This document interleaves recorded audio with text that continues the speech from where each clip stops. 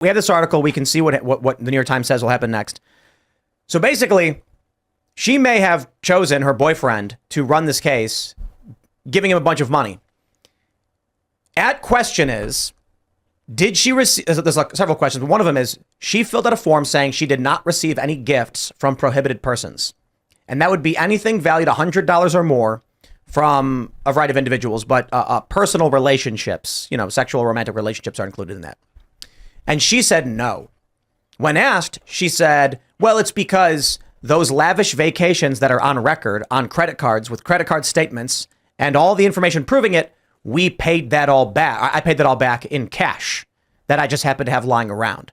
And then hilarity ensues as there's numerous questions about how do you have this cash lying around? You're going to Belize with thousands of dollars, and nobody believes it. It is their only excuse. Otherwise, she's basically caught having committed serious crimes. So now we have this trial, and I guess the question will be: is the judge going to be honest and hold her to account? I think it's worrisome that she was acting up to an insane degree on the stand, insulting the lawyers, saying, like, refusing to answer questions. When she was asked whether or not Nathan Wade had ever stayed at her residence, she goes, "My residence? No." And like, any place you live, any place I live, I only lived one place. You owned multiple properties, but I only lived in one of them. Did he ever stay at any property you owned that I own? Stay? What do you mean? I don't understand the question. And that was for like a half an hour straight.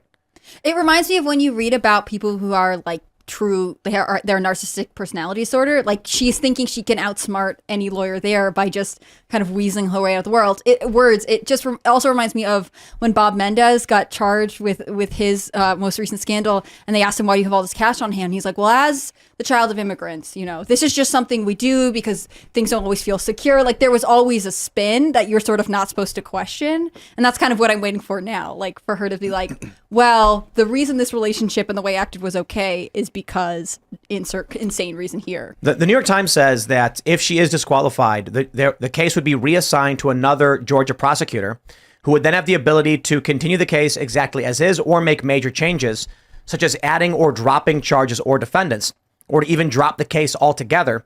The decision to drop the case would end the prosecution of Mr. Trump and his allies for their actions in Georgia after the 2020 election, when the former president sought to overturn his loss in the state. It would be up to a state entity called the Prosecuting Attorneys Council of Georgia to find someone else to take up the case. More specifically, the decision would fall to the council's executive director, Pete Skandalakis. What a name. His last name is Scandal? Skandalakis. Skandalakis. Or we can call it Skandalakis. Anyway, don't judge a man by his name. No. An experienced former Skandalakis prosecutor. is way better. Skandalakis. In an interview on Wednesday, he said that he could ask a prosecutor to take on Trump's case voluntarily, but he could also appoint a prosecutor to do the job, whether that prosecutor wanted to or not. This is crazy.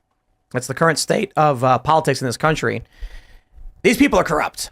I think, I'll put it simply. They're as corrupt as you imagine they could be. And I feel like they're going to get away with it. I don't think Fani, it's Fani, I think, not Fani. Yeah, even if she gets disqualified, so what?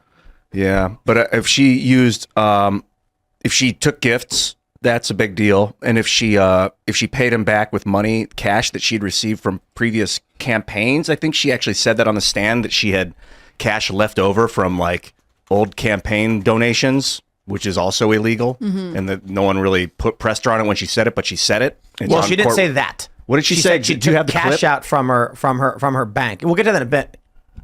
I mean, because that's a whole thing that has to be broken down, because everyone's accusing her of having committed a felony.